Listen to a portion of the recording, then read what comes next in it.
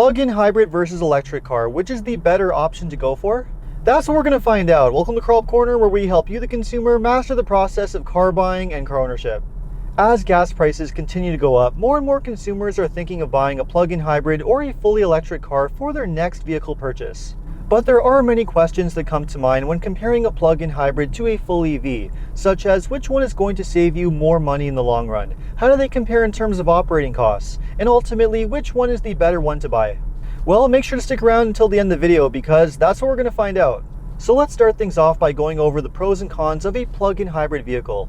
Plug-in hybrids were introduced as a sort of transition car for those who are looking to move out of a traditional gas car, but they're not quite ready to commit to a fully electric vehicle yet. The idea is that you get the best of both worlds, the benefits of owning an electric car with the benefits of a gas car as well. The major benefit of buying a plug-in hybrid over a regular hybrid is the fact that they have a dedicated electric driving range. Depending on the one you're looking at, most plug-in hybrids are able to travel anywhere between 25 to 45 miles or between 35 to 65 kilometers on pure electric range. And when that electric range is finally used up, they run as a normal hybrid car using both gas and electric power at the same time. Now, the major benefit to this, of course, is that you can run a plug-in hybrid like an electric car most of the time, but you still have that gas engine there as a backup just in case to help eliminate that range anxiety. So you don't have to worry about charging when you're going on a longer road trip or if you're just driving somewhere where chargers can be hard to find.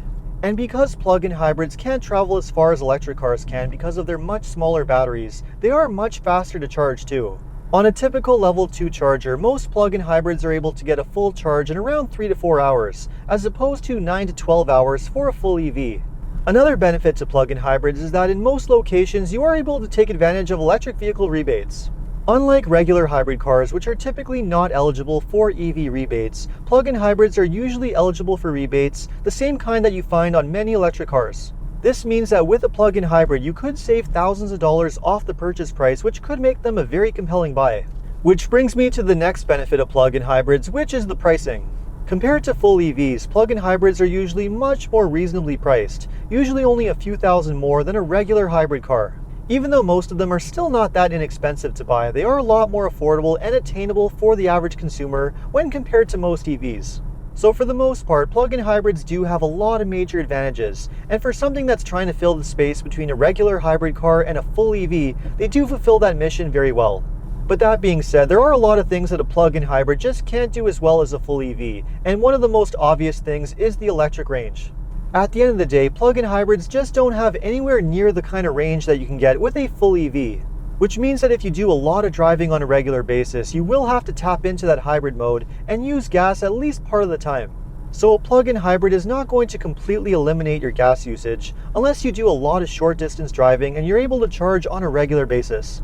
But even in that event, you're still going to need to use the hybrid mode at least part of the time in order to maintain the longevity and the reliability of the gas engine. At the end of the day, the gas engine in a plug-in hybrid does need to be used at least part of the time in order to maintain the reliability of the gas engine and prevent the gasoline from going stale. Which brings up another disadvantage of plug-in hybrids, which is the maintenance. Unlike a full EV, which completely eliminates the gas engine and all the related components, you still have all the same components as a regular gas car with a plug-in hybrid. What this means is that all of the periodic maintenance that needs to be done on a regular gas car carries over to a plug-in hybrid. This includes things like oil changes, spark plug replacement, and any other maintenance and repairs that you would have on a regular gas car. But at the same time, with a plug-in hybrid, you also have all of the electric components as well, like the battery pack, so they are a lot more complicated than a regular EV. Thankfully though, in most cases, hybrid-specific repairs including full battery replacement is quite rare with plug-in hybrids. In most cases, hybrids come with an 8 to 10 year warranty on the hybrid system and the battery pack, and they usually last a lot longer than that. And in most cases, when the hybrid battery eventually does need to be replaced well after 10 years, there are sometimes aftermarket or rebuilt options that cost a lot less money than a brand new remanufactured battery. At the end of the day, there really aren't any maintenance items that you really need to be concerned about with the hybrid components. Even so, plug-in hybrids still come with all of the regular maintenance of a regular gas car, and for some that is a disadvantage. Another disadvantage with plug-in hybrids has to do with their performance. Although many of them advertise having a really good amount of power, most of the time that power is only available in hybrid mode with the gas engine activated. But when you run a plug-in hybrid in electric mode, you only have the electric motor powering the car, so you get a lot less power. The result is that a lot of plug-in hybrids can feel very slow in electric mode because you're only using a fraction of the car's full potential. Having said all of that, plug-in hybrids still make a whole lot of sense, and if you're able to maximize the electric mode, you can save yourself a ton of money on gas when compared to a regular gas car. Now, there are a lot of great plug-in hybrid options on the market, depending on what you're looking for.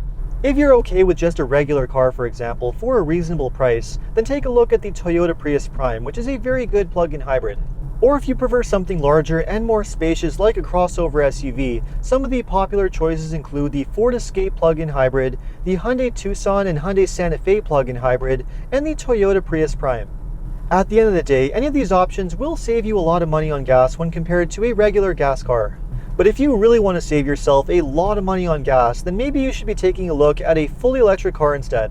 Now, the number one benefit with a full EV, of course, is the fact that you're never going to have to spend a single penny on gas.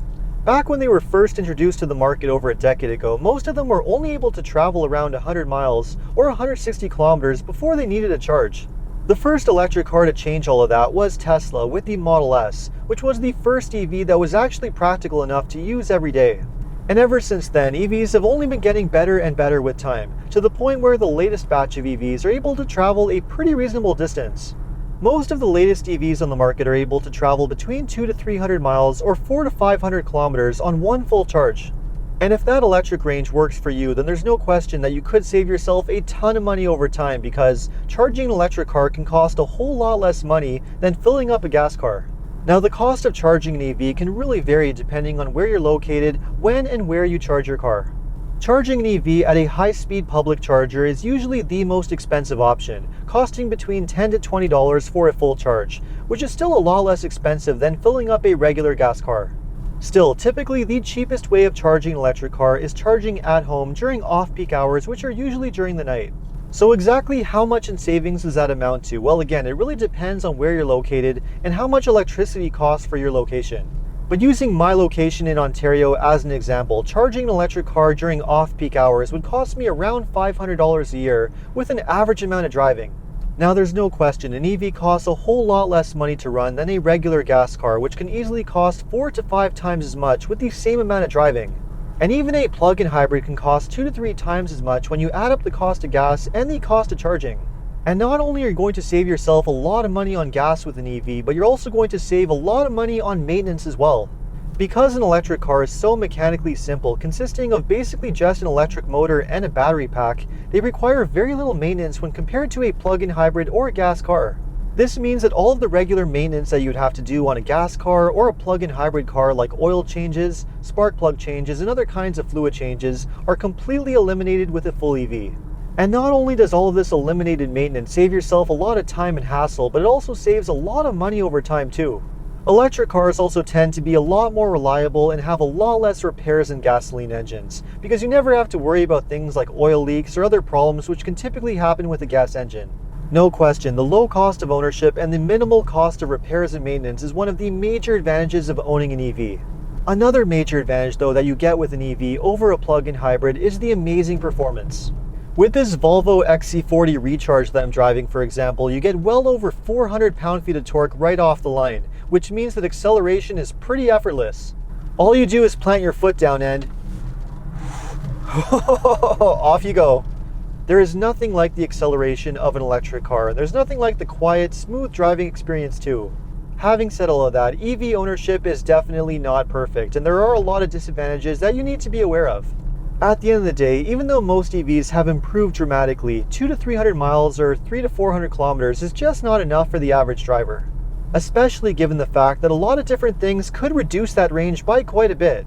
For example, if you do a lot of driving in harsh winter conditions with extremely cold weather, that could easily reduce the range by around 10 to 20%. The range could also be impacted by doing a lot of highway driving. Batteries prefer a lot of stop-and-go city driving, so if you do a lot of high-speed highway driving, that could reduce the driving range by quite a bit. And finally, there's battery degradation to be aware of. Take this Volvo XC40 Recharge as an example. Even though it's able to do 200 miles when it's brand new, when it's around 7 to 8 years old after doing hundreds of charging cycles over and over again, the battery might only be able to go around 180 or 170 miles. That's just the way batteries work. Unless you're able to take absolute best care of them, they do degrade a little bit over time. Next to the limited driving range and all of the restrictions around that, the other disadvantage of EVs has to do with the charging. The issue is that because EVs have very large battery packs, they take a very long time to charge, especially on level 2 power. On a typical household level 2 charger, for example, the average EV could take anywhere from 9 to 12 hours for a full charge. Now, if you can find a high-speed level 3 charger in your area, then you can reduce that charge time by quite a lot, but the key part of that phrase there is if you can. The reality is that high-speed level 3 chargers are still pretty rare in most areas, and even if they are available, they might not be working all the time. Many EV owners have reported reliability issues with public chargers, and if you're going to be relying on a public charger to do the vast majority of your charging, that could turn into a major problem. It just seems that the charging infrastructure for EVs still has a very long way to go, and until that's resolved, buying a full EV is still going to be a big problem for a lot of consumers. And there is another huge problem with EVs, which is probably the biggest barrier to ownership, which is the pricing. The reality is that most EVs are still way too expensive for the average consumer, and when you compare the equivalent hybrid or gas car to an equivalent EV, they can typically cost anywhere from $15,000 to $20,000 more expensive. So even though an electric car will save you a lot of money over time in operating costs, the initial purchase price does push them out of reach for a lot of consumers. And unless you live somewhere where electricity is cheap and gas is very expensive and you plan on doing a lot of driving, it's going to take a very long time to recoup that initial expense over time. And then of course, you do need to consider some long-term expenses, like for example, the battery pack. Even though the battery on an EV is designed to last for the lifetime of the vehicle, and they can indeed last for well over 10 years, you still need to consider battery degradation and battery failure as a potential possibility. Because say for example when the car is 8 or 9 years old and the battery is starting to degrade or fails completely, it's going to cost a whole lot of money to get a replacement battery. Which is why when you're buying an EV, you want to make sure that you get one with a very good battery warranty, say for around 10 years, and maybe consider buying an extended warranty so battery replacement is not going to be a concern. One great example of an EV with a 10-year battery warranty is the Toyota BZ4X, which is also a very safe choice to go for if you are concerned about long-term reliability. Other very similar crossover EVs include the Subaru Solterra, the Hyundai Ioniq 5, the Kia EV6, and the Ford Mustang Mach-E. You could also consider something like the Tesla Model 3 if you want a safer option, or if you want something more affordable, the Nissan Leaf is a very good option too. But at the end of the day, there are a lot of compromises that need to be made with an EV, which is why for the majority of buyers, a plug-in hybrid is still going to make the most sense. At the end of the day, with a plug-in hybrid, you get most of the benefits of EV ownership at a more affordable price point, without many of the compromises, which is why for me it's the one to have. So after watching this video, would you buy a plug-in hybrid or a full EV, and which model would you buy? Let me know in the comments, and if you enjoyed this video, make sure to like and subscribe. You can also check out some of my other videos by checking out these links over here. Make sure to follow me on TikTok and Instagram, and if you need any additional car buying advice, recommendations, or help with getting a great deal on your next new car purchase, make sure to check out carhelpcanada.com. Thanks so much for watching, and see you next time.